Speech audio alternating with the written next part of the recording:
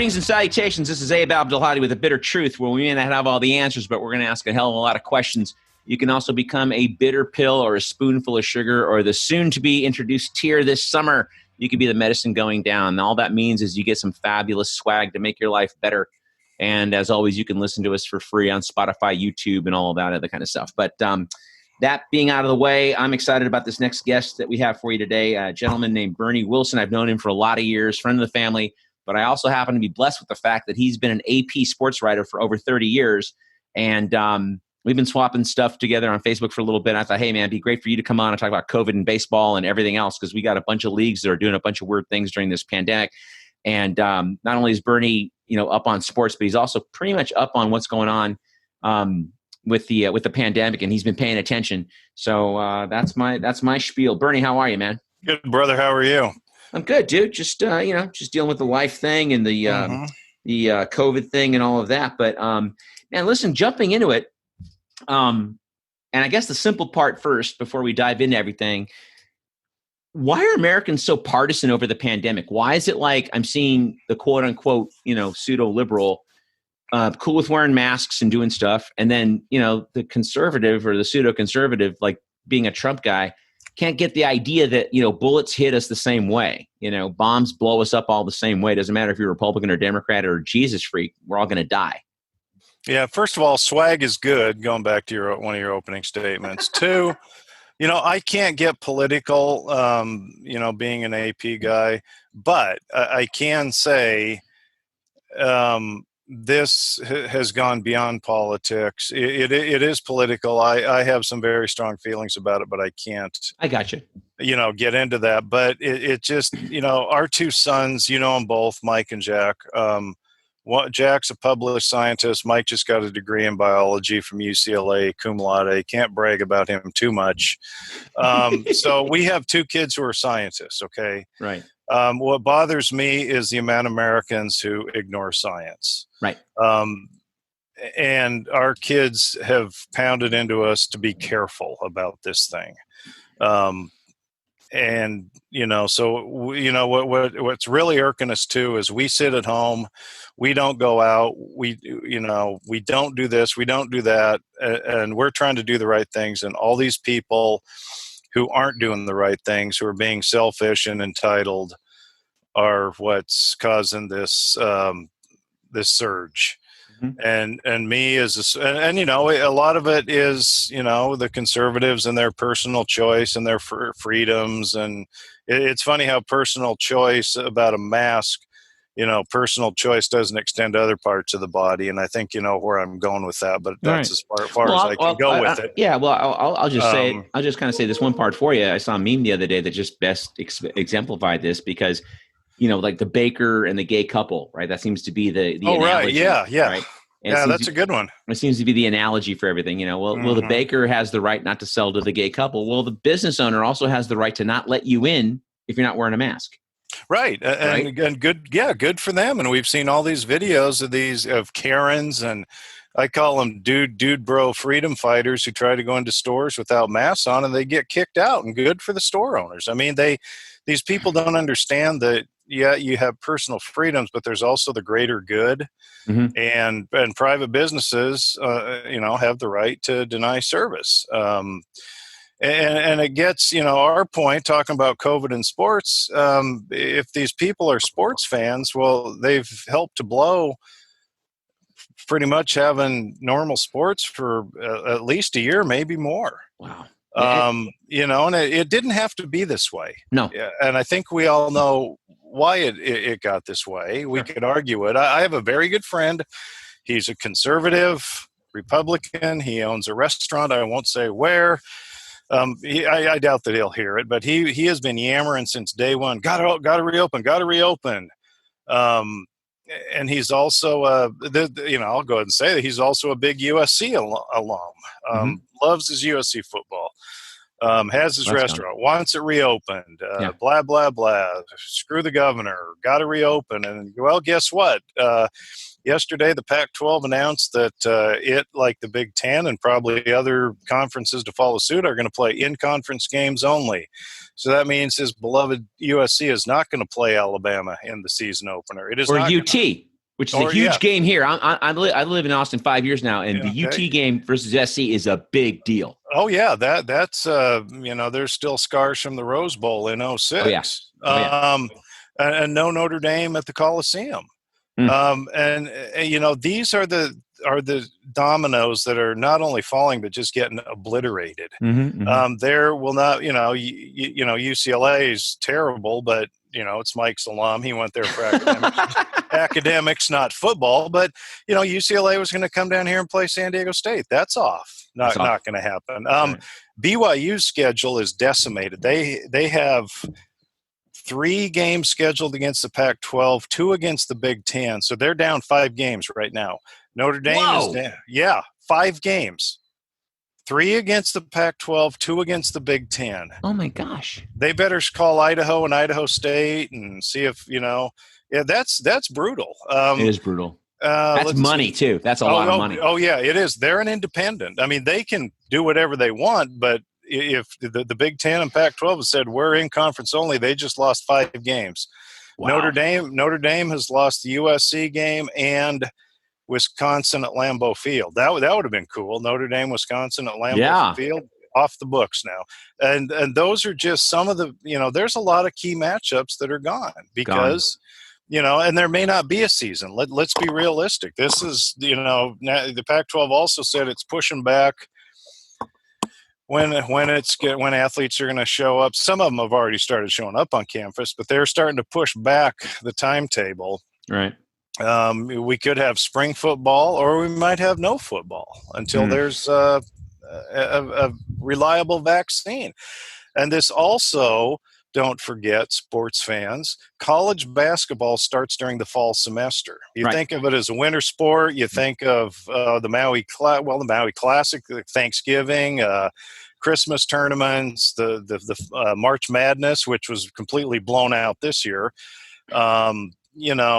March Madness obviously is still months away if there's going to be one, but college basketball starts, I believe practices usually start October 15th. That is fall semester. So if fall semesters get affected, now they could say, well, it's a winter sport, and they could push it back to the spring. But again, if there's no vaccine, if these surges continue, if campus life's affected, good luck.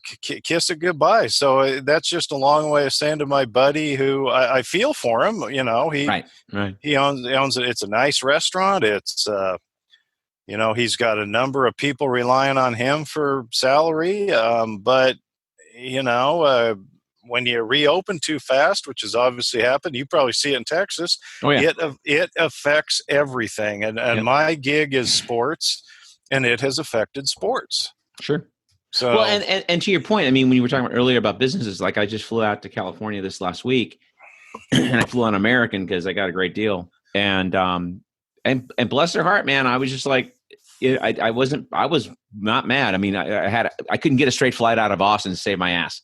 All connecting flights, nothing. And I've been here 5 years. I've never not had a direct flight. It's always been a direct flight. New York, Chicago, always a direct flight. This time I had to get a layover somewhere, Dallas or Houston or Phoenix or whatever. But every time I was waiting in the waiting area, American was like, hey, look, you can not wear a mask if you don't want to in the airport. That's fine. That's your business. But you come on our airplane, you're wearing a mask. And if you don't, we'll let you on the plane if you argue with us, but we'll ban you for life. Good. Yeah, they were like, for them. And this one guy looked at me like, they can't do that. I go, it's their airplane. I think they can't do that. It's not a public trust. They can't do that. See, that's what these COVIDiots, do not understand. These are private businesses. Yep. Just like there was early on when there were all these open it up rallies, and you got to get back, got to get our haircuts, got to get our nails cut, go to the nail salon, got to go to Bob's Macaroni for our birthday. There was a shop up in Simi Valley that had signs up front that says, if you wear a mask, we won't let you in. Handshakes are encouraged, even hugs. So it was completely, the other way. But again, that's their business. They can do what they want. But these other, airlines, grocery stores, they absolutely should require it. And I would not, if somebody was on an airplane without a mask, I would get off. I'm not, I am I'm the ultimate social distancing person to the point I don't want to be around other human beings right now. Right. I really don't. There's just so many who are selfish and entitled. Well, and that was the other thing at the airport was pissing me off. And this bit, because I like when I go out, I'll wear a mask, right? Not to go on hikes or whatever, because I'm usually by myself. But like if I'm in the store, if I'm at Walmart, whatever, I will put a mask on and I wear it right. And what pissed me off is like, I usually wear a mask maybe 20, 30 minutes a day because I don't go out a bunch either. I work from home. So if I go to a restaurant to pick up a pizza or whatever, I'll wear a mask. If I go to the grocery store, I'll wear a mask. But, the last couple, I haven't flown in 6 months. To wear a mask for 6 to 8 hours a day straight, because I wore it at the airport the right way, right? These guys that would like wear it under their chin or wear it under their nose, I'm like, well, hey, dickhead, you're supposed to be wearing it the right way, right? And they just don't. I think there should be like a fine for that. I agree. I wish there were a way for the authorities to enforce it. Sadly, there aren't enough police, and sadly, right. I think some of them feel this way too. Look, sure. let's not beat around the bush. A lot of cops are conservative, sure, and probably wouldn't want to, or flat out wouldn't. Well, not to interrupt you, but not even conservative, but more anti-science. Okay, there you go. Yeah, and that's a better way of putting it. That removes the politics. You know what I mean? Because it's like I know some conservatives that are terrified of catching this shit. Like they're just like, oh my god, and they wear the mask and they do the right thing because they're like, it's the science part. It's not right as well. They should be, and I don't get the anti-science part. Not only with the COVID, but with global warming, which is everything. And it's like, dude. We're going to have to buy a retirement place inland, and when the great floods come, I'm not letting you in because, I'm just saying this generally to my conservative friends. If you didn't believe in it, then you don't have room, in my inland compound when the seas rise. Just stay away from me until COVID has been I got a bunch of leagues I wanted to ask you about too, but sure. Just kind of make this final point because you like you said, your kids are scientists. I got a brother that's an MD who deals in internal medicine. He's been a doctor for like 30 years. My little brother's a dentist, and they're super careful by necessity. But yeah, I was talking to my brother a couple months back. He said, "Wait till this mutates," and I go, "What do you mean?" He goes, "Well, I worked on like about 1,300 COVID cases in the last 7-8 years," and he goes, "This is not the flu. 19 is not the flu. The other ones kind of mimic the flu, but 19 is not the flu." And he goes, "And wait till it mutates." And I go, "What do you mean?" He goes, "It's going to show up vascular. You watch." And last week I saw some reports showing that a lot of the autopsies that are coming in, people who are dying from COVID quote related illnesses, and everyone's trying to say the numbers are conflated or whatever. Well, they're dying of strokes. They're dying of heart attacks. And why? Because they're finding these gazillions of small tumors in the bloodstream.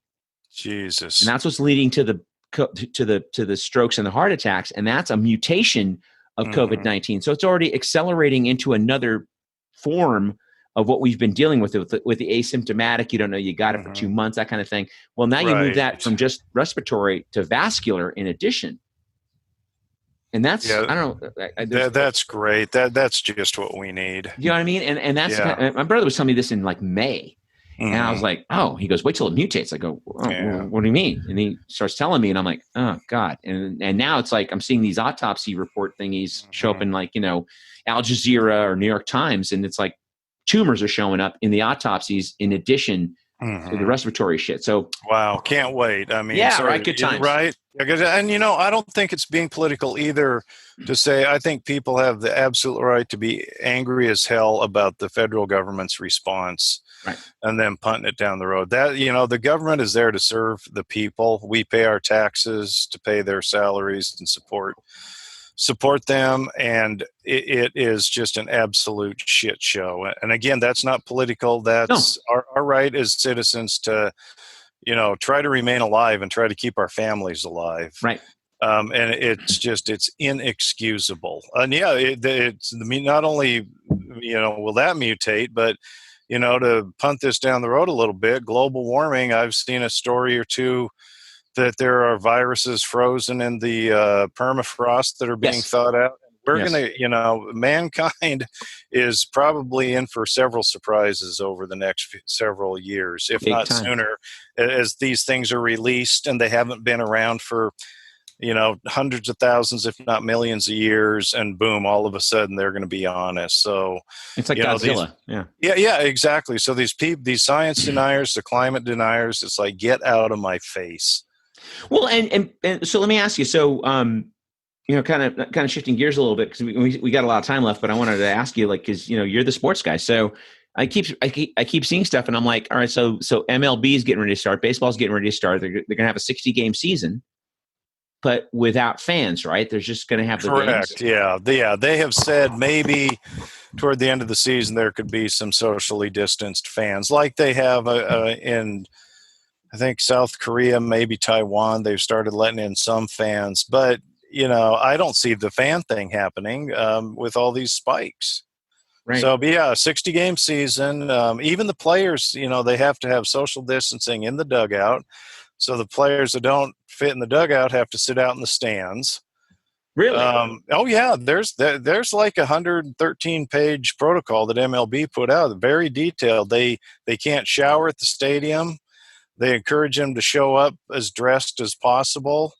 Wow. They can't use hydrotherapy tubs. They have to have social distancing in the clubhouse. They have to wear face masks at all time other than on the field. There's no exchange of lineup cards before the game with the umpires and the managers. Well, how's that supposed to work then? Well, the baseball, they've, in the last couple of years, because of betting, teams submit their lineups electronically to the league a couple hours before the game. Oh, okay. So that they can do their thing with the books and whatnot. So the lineups are posed. They'll send a clubhouse guy down to the umpire's room or to the other clubhouse and leave it, at the door and say, here's the Padres lineup. Or hell, run it, just leave it laying on home plate and tell the umpires to go bend over and pick it up. Believe me, it'll get exchanged, but they're cutting that out. The players aren't supposed to high five, spit, chew sunflower seeds. Some of the coaches aren't going to be, who have health issues or are old and at risk, will not be in the dugout. They're taking it serious, but it completely changes the dynamic. Now, one thing, Fernando Tatis Jr., the hotshot young shortstop for the Padres, has been wearing his mask the entire 2-hour workout since they rebooted spring training a week ago yesterday. Now, he was held out the last couple of days because of headaches. Nobody knows if it's because of wearing the mask all that time or if it's just something else, but so here you have this 21-year-old from the Dominican Republic who is doing the right thing because he gets it that if he has something, he doesn't want to spread it to his teammates. And yet you have these entitled, selfish Americans who flip out if they try to go to Costco to get their whatever, right, 18 million pack of toilet paper, and they, Joe Blow makes them wear a mask and they lose their shit. Right. So, and MLB posted some pictures last weekend of all these stars wearing masks. Garrett Cole of the Yankees and a couple other big name guys wearing masks because they're trying to be responsible. Sure. But guys have tested positive. Guys have opted out of the season. They don't want to play, either health concerns for themselves or for their wives or for their young kids at home. There's a bunch of guys with pregnant wives. Mike Trout of the Angels is one. He said he might not play. And for the non-believers, Freddie Freeman of the Braves, he's a 30-year-old young strapping athlete. He's from Fountain Valley, SoCal guy, 6'5", 220, hit 38 home runs last year. Again, a typical big, strong athlete. He has COVID that's bad enough that it convinced his teammate, Nick Markakis, who is 36, to opt out of the season. Wow. He said he spoke with Freddie Freeman, and he said he sounded terrible. And Freddie Freeman's wife posted on social media that it hit him like a ton of bricks. And this is a guy who has played all 162 games twice in his career and has only played less than 147 games twice because of injuries. Like one was a broken wrist. He got hit by a pitch. But, this illustrates that it's not the flu. and Right. it's not going to hit grandma in the nursing home. The Freddie Freeman's a 4-time All-Star. And it hit him hard. Joey Gallo of the Rangers, another big strapping young stud. He was asymptomatic and is back in action. So it hits people to varying degrees. Right. And you don't know until they catch it or you catch it, and that's why people need to be careful. Well, I've had like 4 or 5 people in my own life that have had it, and to varying degrees. Like my sister-in-law, she's a doctor too, like my brother, and she got tested positive. And I won't name where she works, but they had her quarantined in a hotel for 2 weeks, and she's still asymptomatic. And then they tested her, and then she's like, "Okay, well, you're not positive anymore, or whatever." But she had to do WebMD from the phone at the hotel or whatever. But then my brother's sister-in-law did get it about 3 months ago, and she was in the hospital for 6 days with 103 temperature on a ventilator, the whole 9 yards. She almost died.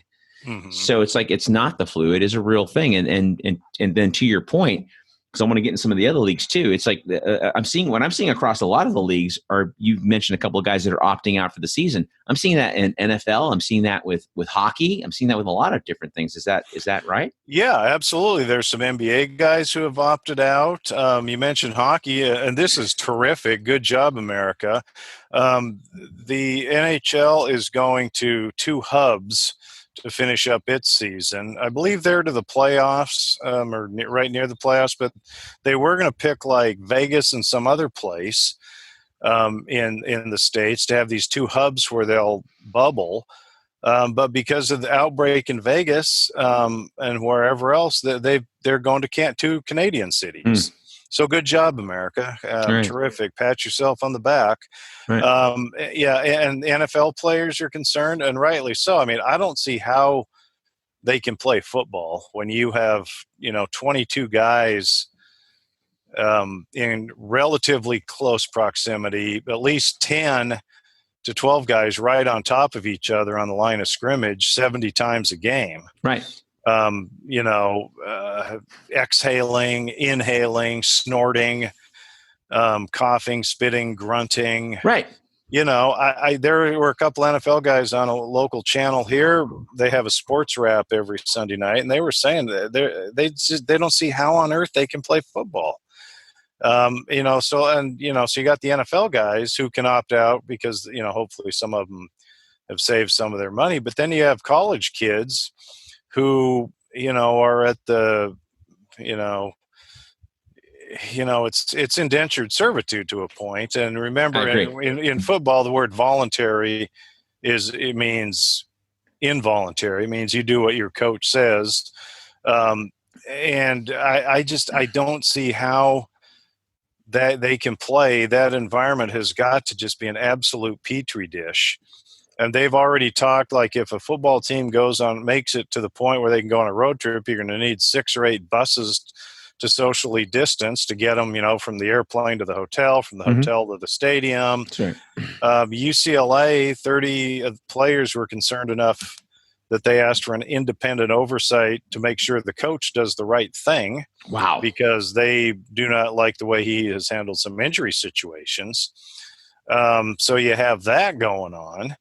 And there's been teams like Clemson and LSU who've had double-digit positive tests. And look at all the hot spots. The SEC is full of them. Yeah, Florida, Texas. Florida, Texas. Alabama, Louisiana. Yeah. All of the above. And I just don't see how they play it. And I prefer, covering sports as long as I have, you learn to be pessimistic and negative because that's just how things are. The minute you're too optimistic is, like for instance, when the Padres say a guy's going to be out 2 to 4 weeks, count on at least 6 and maybe season-ending surgery. If a guy sprains an elbow and they say he's day to day, you might as well pencil him in for Tommy John surgery. So to interrupt really quick, it's not even about being pessimistic. I mean, the NBA is, despite the new cases, the NBA is planning on sticking to the original game plan, right? Yeah, exactly. Well, They're bubbled. They're quarantine, or living in a bubble down in Orlando. They've all arrived, or at least the teams that are still alive. They're started to practice. I don't know. And look, on one hand, we do need fans need something to watch on TV, but you sort of cringe when you see bodies slamming against each other, right. guys going for a loose ball, guys going up for a rebound, defender going up to try to block a shot.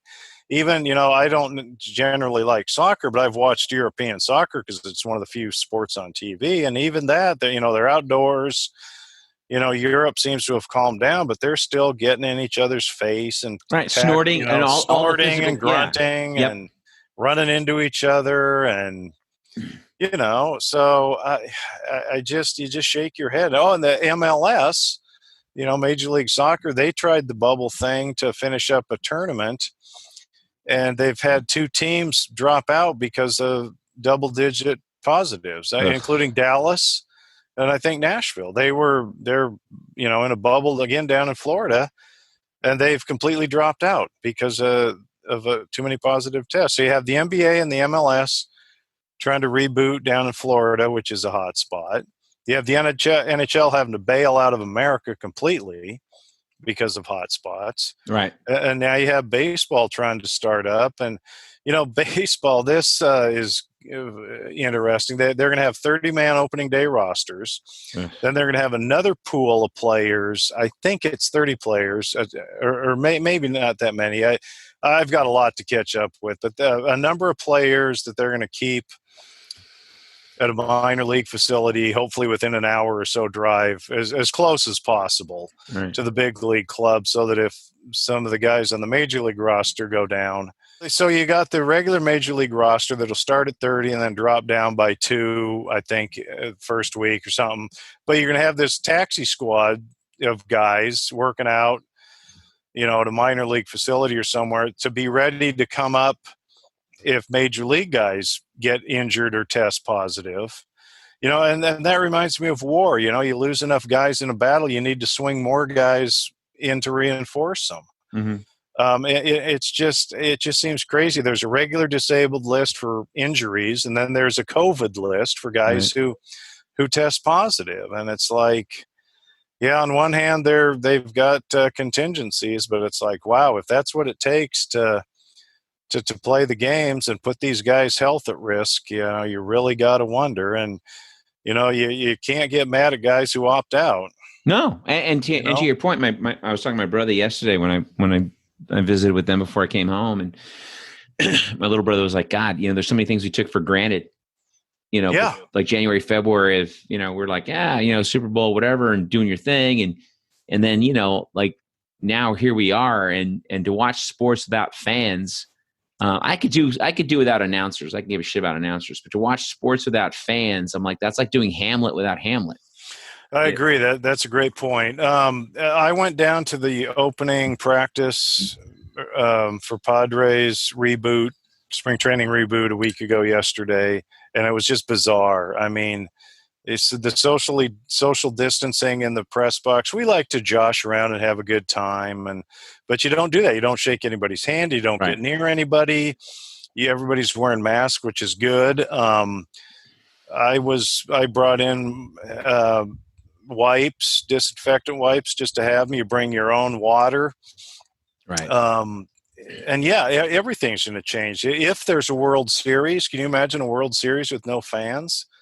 Maybe at that point they'll try to get some in just so that there's some atmosphere. Right. But teams are dinking around trying to figure out how to, pump up the music or do something so that the atmosphere of a game is as close to normal as possible without 30,000, 40,000 people in the stands. Right. Now in Japan, or either South Korea. I think they have had like giant stuffed animals in the seats. They've had cardboard cutouts. One game I saw on ESPN, they had blow-up dolls. Okay, perfect.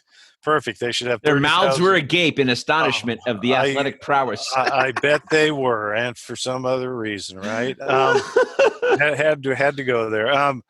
Well, yeah, And, it's the bitter you truth, know, not big wood kiss. That's a oh, good thing. absolutely. Yeah. So, that's cool. There are some teams, I think, like the A's and Brewers, maybe. Fans can submit for $99 or whatever a picture of themselves, and then the team will do big cardboard cutouts and put them in the stands. And if a foul ball hits your cutout, they will send you the ball. So they're trying to have something, where fans can be involved, or the players, can, maybe their mind can wander off to the fact that they're playing in an empty stadium, but the noise and the cutouts make it seem like maybe it's sort of close to normal, but Mm-hmm. it's not going to be. Mm-hmm. I can imagine the first walk-off home run of the season, guys are going to want to go mob the player at home plate, but they're not supposed to. Right. And fighting is absolutely being that's a huge no-no. Oh, So yeah. if somebody wants to headhunt, they better reject them before they start a fight, because they have said, do not fight. That is expressly forbidden. Right. So it's just going to be weird. And we could sit here all day talking about what's going to be different. Right. Well, I mean, I You was know, watching. I remember when the first shutdown, part of the shutdown here in Texas, anyway, like on St. Patty's Day, everything just went away. yeah. And for a couple of months, I was like, I'd work, and I was at one point walking like 10, 12 miles a day, Mm-hmm. and then I started watching, the alternate ESPN channels because I was getting bored, and what I started doing was like I wouldn't watch a finals rerun, because I knew who won the final. Like if it was Right. NBA or Super Bowl, I'm like, But what I started doing was I would catch the playoffs, Mm-hmm. because I would forget who won the semifinal. Like, oh, this is exciting. If I don't Google Right. this, Yeah. the Spurs did win. Oh, I forgot that. Awesome. Yeah. No, you're right. I mean, after a while, it's like, you're right. I can't. MLB Network has been playing classic games. I cannot. I love baseball, but I can't watch, the 2006 ALCS. I'm sorry. I'm just not going to sit through that. The Padres have replayed some games from last year. The Padres are such a sad franchise. They've been to the World Series twice and got absolutely obliterated both times. So the highlights are the NLCS those years. And, in '84, Steve Garvey hit the biggest home run in club history, and that was 36 years ago against the Cubs in Game 4 to win Game 4 and send it to a deciding Game 5 the next day. And they showed that game like 3 or 4 times in the span of 24 hours, and they showed it other times. Right. So, at a certain point, you just can't handle it. And I think NBC Sports Network had a replay of the infamous Rose Bowl, UT, Texas beating SC. Got my kids, Jack, our oldest son, he was 12. He cried that night when SC blew it, because Kathy, my wife, went to USC, so he grew up. The boys grew up Trojan fans. And Kathy, I don't know, Kathy was somewhere that night, but Jack and I watched the game, and he was yelling at the TV, sort of like how Kathy watches USC football because they're always screwing up. But that was a huge game, and it's like, so now they're showing it. And it's like, hey, Kathy, shut up! I don't want to watch that again. Right. Because it ends the same way with. What was it, 4th down, and Reggie Bush wasn't on the field, and then Vince Young scoring with, what was it, 16 seconds left, and absolute mayhem. I mean, it was a classic game, but and then on the other hand, there was the Bush push game where USC won at Notre Dame. Again, being married to a Trojan, you learn to hate Notre Dame, and Bush pushed Matt Leinart into the end zone to help beat Notre Dame. That was a cool replay. But how many times can you watch that shit? Right. Honestly, I never understood Tebowing games. Yeah. And like I would be with my buddies, we're out somewhere, and and somebody started talking about the game. They're freaking. Shh, I'm T. Right. I'm like, well, dude. Well, okay, fine. I'm not going to tell you anything, but I want to see it live, and then I don't mind seeing it again. Like the UTSC game, I saw a couple of times. So I saw some old boxing matches a couple of times. I mean, that's another sport that's going by the wayside because of the UFC is out. There's no way you can do that. Right. But like, so in wrapping up, man, we got a couple minutes left. So sure. Oh, dude, like, so what are some of your remedies? What, I mean, you've been covering this for a long time. Are there any real remedies, or do we just have to ride this out and expect a couple of shitty sports seasons? I think, yeah, the latter. I think there's going to be a couple shitty sports seasons, because look, Americans obviously. I'll go ahead and say it. They just can't keep it in their pants, to use an analogy. Sure. As far as shutting down and doing the being responsible, not going clubbing, not going to restaurants.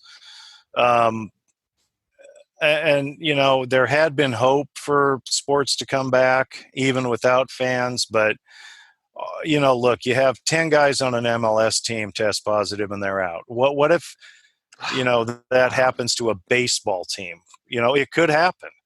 You got to be realistic. I just think while the concept seemed nice at the time, hey, it's sort of a return to normalcy. It'll be something for people to watch and feel good about.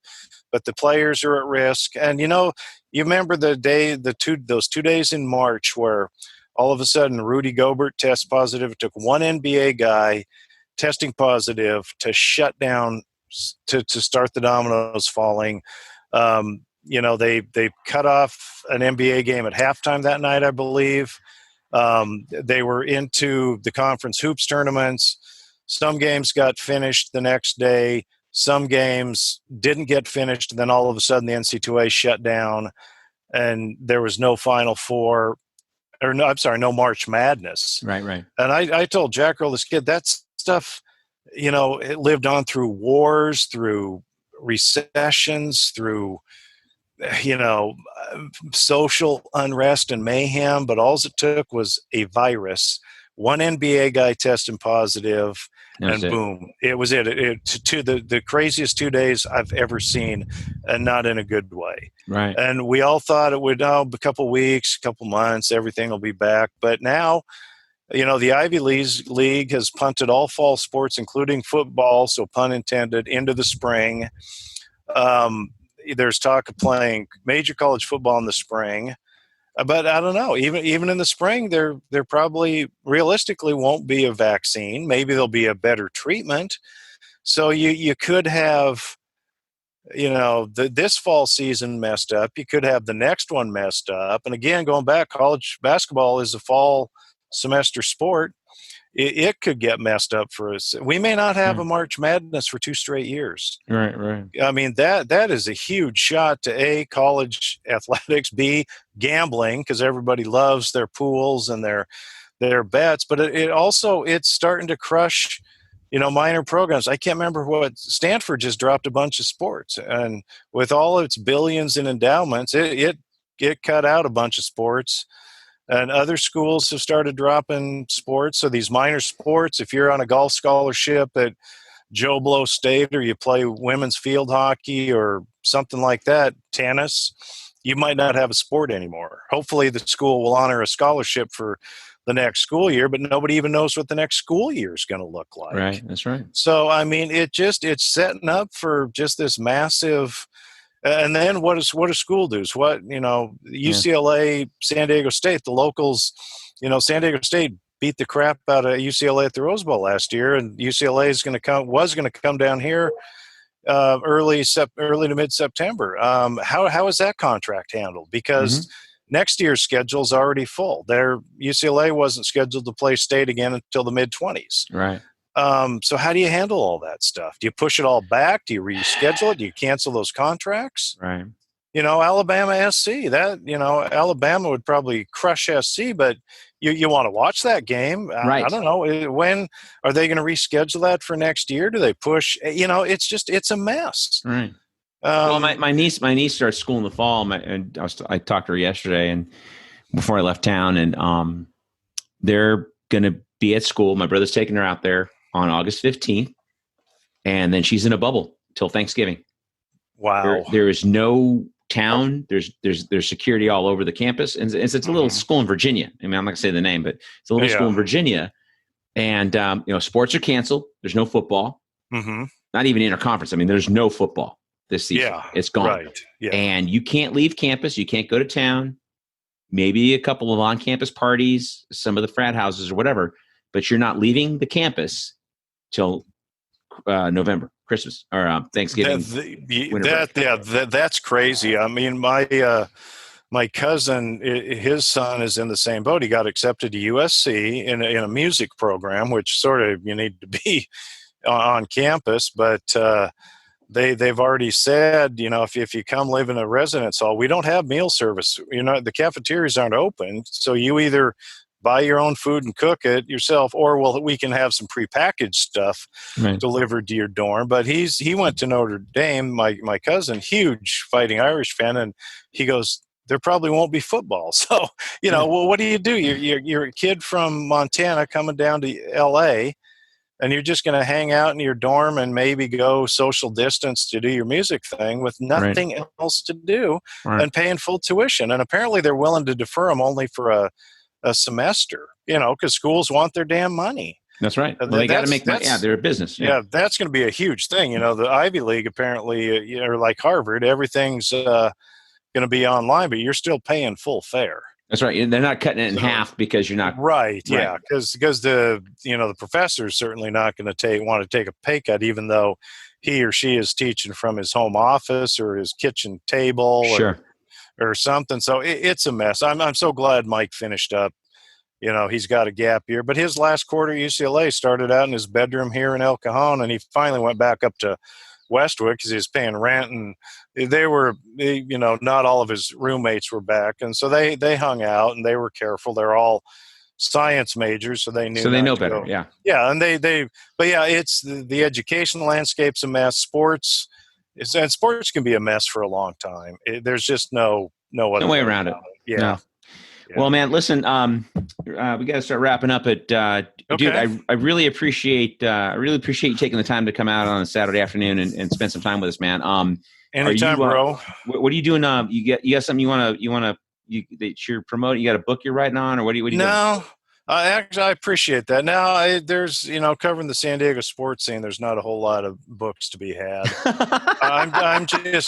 I'm just trying to keep my head down and staying alive until retirement, but God knows when that's going to be. Right. I got you. Thank God the stock market bounced back, but 401ks and IRAs still took a shot. And I'm just, I'm the only one employed in our family. The kids don't, their part-time jobs went poof. Kathy's on furlough. So I'm just trying to lay low, stay healthy and stay employed, being a sports writer, writing about not a lot of sports. So it's just, but one thing, Kathy has laid in quite the supply of beer. So there you go. We just That's a good bride. That's a good bride right there. She's the best. Those USC girls, man, they don't miss anything. USC and Catholic, God bless her heart. That's true. Although the second part, she's sort of drifted away from, and you probably can understand that. But it's the parts that count that I still admire about those people. Oh, yeah. Exactly. There's just something different. They're survivors, right? They're survivors. That's right, man. Yeah, and party animals. Well, you take care of yourself down there. Don't stray into a COVID hot zone. Yeah, no, man. Well, let's get this going. But hey, guys, my guest has been Bernie Wilson, AP sports writer for over 3 decades. I hope you got a lot out of this, and I know a lot of what we kind of drifted into was maybe not so sporty, but you get it. And if this stuff makes you uncomfortable, it's supposed to. Sleep tight.